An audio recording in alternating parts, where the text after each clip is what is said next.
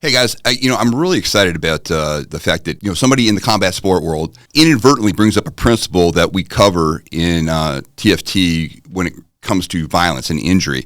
Now I'm going to let this practitioner, he's one of my faves, Bas Rutten.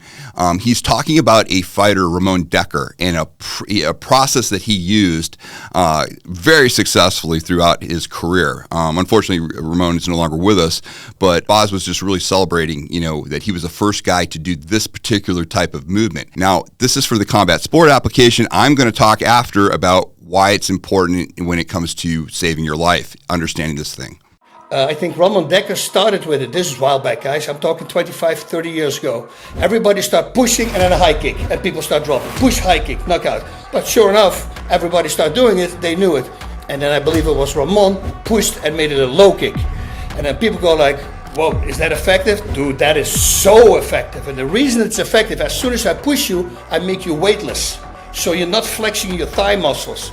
Then the shin bone coming at you with the 60-pound leg, propelled as hard as you can, that's going to go straight through. You need one or maybe two low kicks, that's it. So then everybody start doing that again, and then they start mixing it up, which is every time people find out new ways. But Dekker's, he was a genius with those kind of things. Okay, so interesting concept. He's talking about, there's a concept where guys would push another fighter. As the fighter is going back, they would kick him to the head. And then Ramon Dekker figured out, you know what, I'm not going to go high with a kick. I'm actually going to do a leg kick. Now, he's trying to kick the nerve area there is the LFC, lateral femoral cutaneous nerve. And it's a big motor nerve in your leg. And that's the one when they keep getting hit, repeatedly, and you'll see the guy just drop. He just literally can't walk. That concept is really interesting. Why does it work? As Bas says, the body becomes weightless. When it becomes weightless, that means that the muscles aren't clamping down, it's not protecting itself, and it's very easy to literally slam the nerve, right up against the bone and get that response that you get. It's neuroproxia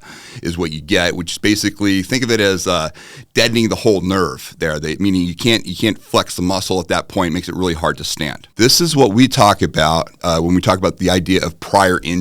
When you put prior injury, I talk about if you're going to go affect a joint break, you don't want to go right into the joint break where it's going to be a muscle on muscle and you're just trying to, force it on somebody that doesn't want it forced on them. Instead of pushing, now that same motion that you saw the fighter push, that could have been an injury if you just moved it up. Now, again, that's not the goal of combat sports, but let's take it to the point to where you move it up a couple of inches. Now you're hitting a guy right in the throat. So he's in the throat right away, and he goes back. Not only is he weightless, but now he's injured. Okay, so you've got real chaos going on in the body, which makes that next move be, here they were doing a low kick to the leg.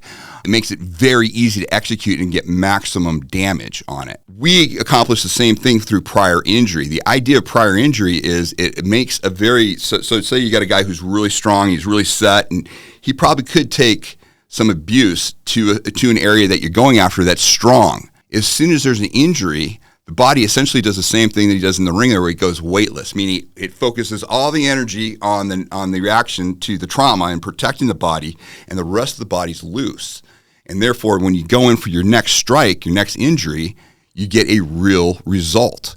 Now, again, this was put out from a combat sport application. They're seeing it. I look at it as a wasted opportunity as far as protecting your life. This is a criminal attack, meaning I would never want you guys to push somebody. I would want to make sure that you are going for a specific target on the human body, getting an injury in addition to having the body flail back.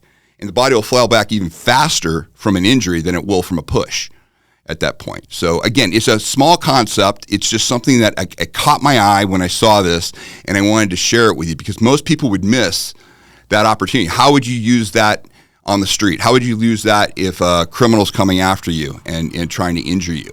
This is how you can do it. And this is also the misconception that a lot of people have is when they see somebody bigger, faster, and stronger, they assume that they have to be stronger than the person to get a reaction out of them. What I've been, sharing with everybody is the fact that when you go to that one vulnerable area of their human body and you injure that, say you're a 90-pound person and you're punching a 240-pound guy into the throat, all you have to do is get that injury to the throat, and then he uses all of his mass, all of his musculature, everything to throw his body away from the trauma.